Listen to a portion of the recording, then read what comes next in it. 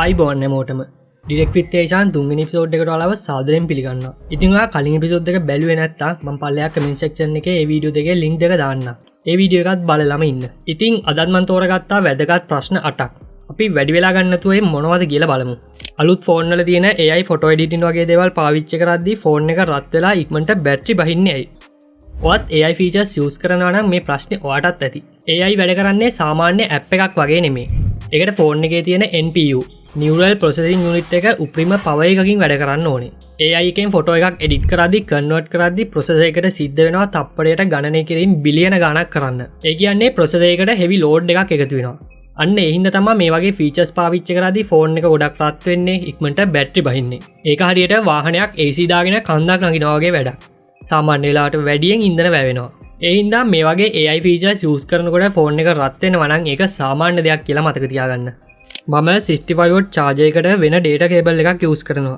ඒත් දැන් fast charge වෙන්නේ නැහනේ. ගොඩක් අය හිතන්නේ charger එක විතරයි වැදගත් කියලා. ඒත් cable එකත් ඒ වගේම වැදගත්. fast charging cable ඇතුලේ තියෙනවා e-marker කියලා පොඩි chip එකක්.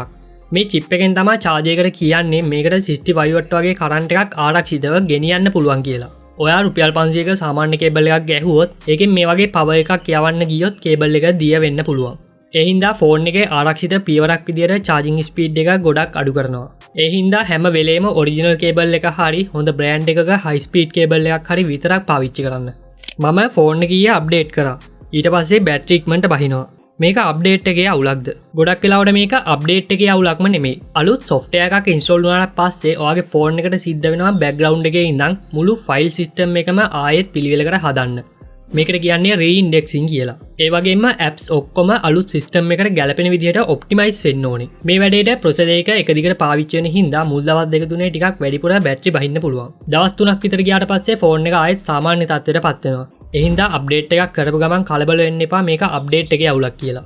ෆෝන් වල තියෙන ගේම් ටර්බෝ ගේම් මොඩ් දැම්මොත් ගේම් එකේ FPS වැඩි වෙනවද? ගොඩක් අය මේක වැරදියට තේරුම් අරන් ඉන්නේ. මේකෙන් ෆෝන් එකේ හાર્ඩ්වෙයාර් වල පවර් එක මැජික් එකකින් වගේ වැඩි කරන්නේ නැහැ. මේකෙන් කරන්නේ බෑග්ග්‍රවුන්ඩ් එකේ තියෙන අනවශ්‍ය වැඩ නතර කරලා ෆුල් ෆෝකස් එකම මේ ගේම් එකට දෙන එක. එක්සැම්පල් විදියට ඉන්ටර්නෙට් data වෙන Apple ට යවන එක නතර කරලා ගේම් එකට විතරක් දෙනවා. එතකොට ඔයාලට පින් එක අඩු ස්මූත් එක්ස්පීරියන්ස් එකක් ලැබෙනවා මිසක් ෆෝන් එකේ ස්පීඩ් එක 10 ගුණයකින් විතර වැඩි වෙන්නේ නැහැ.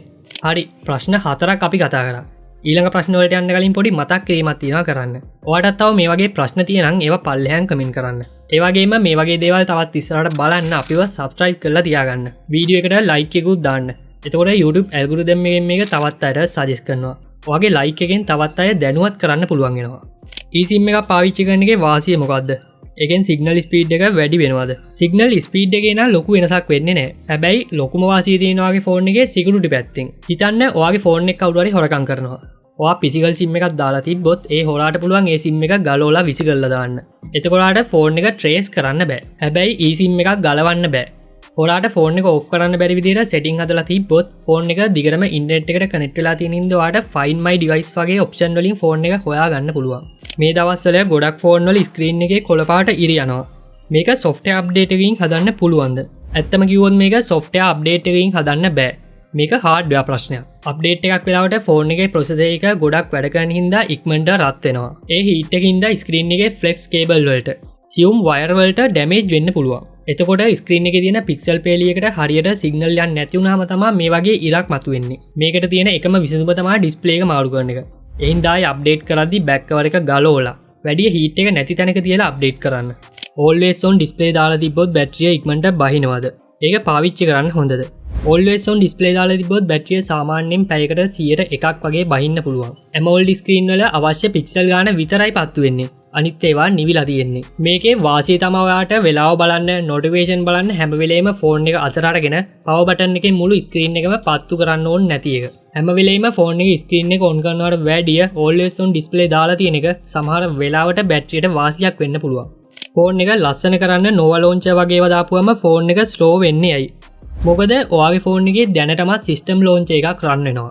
ඒක උඩින් තව launcher එකක් දැම්මම ඒක RAM එකටයි බැටරියටයි දෙකටම බලපානවා. විශේෂයෙන්ම අලුත් Android version වල තියෙන gesture navigation අර අතින් swipe කරලා back වෙන එක මේක අර external launcher එක සමහර වෙලාවට glitch වෙන්න පුළුවන්. ඔයාගේ ෆෝන් එකේ RAM එක අඩුයි නම් තියෙන launcher එකම පාවිච්චි කරලා theme එක විතරක් වෙනස් කරන එක තමයි ෆෝන් එකට ගොඩක්ම හොඳ. ඉතින් අද අපි මේ කතා කරපු කරුණු ඔයාලට ගොඩක් වැදගත් වෙන්න ඇති කියලා මං හිතනවා. ඔයාටත් මේ වගේ ප්‍රශ්න තියෙද? ඉතින් හිතින් නැතුව පල්හැන් කමෙන්ට් එකක් දාන්න. මම මේ කියපු දේවල් වලින් ඔයා එක්ස්පීරියන්ස් කරපු දේවල් තියෙනම් ඒවත් පල්හැන් කමෙන්ට් කරන්න. මේ එපිසෝඩ් සීරීස් එකේ ඉස්සරහට එන්න තියෙන වීඩියෝස් ඒ වගේම මං කරන ටෙක් කන්ටෙන්ට් මගේ අරගන්න නැතුව බලන්න අපිව සබ්ස්ක්‍රයිබ් කරලා තියාගන්න. තව එපිසෝඩ් කිහිපයකටම ප්‍රශ්න ගොඩක් දැන්ටමත් මගේ ලිස්ට් එකේ තියෙනවා. ඒ හින්දා ඊළඟ වීඩියෝ එකෙන් හම්බෙමු. තාක්ෂණය ගැන නිවැරදි දේ දැනගන්න දිගටම අපිත් එක්ක එකතු වෙලා ඉන්න. මම හේෂාන් තාරින්ද.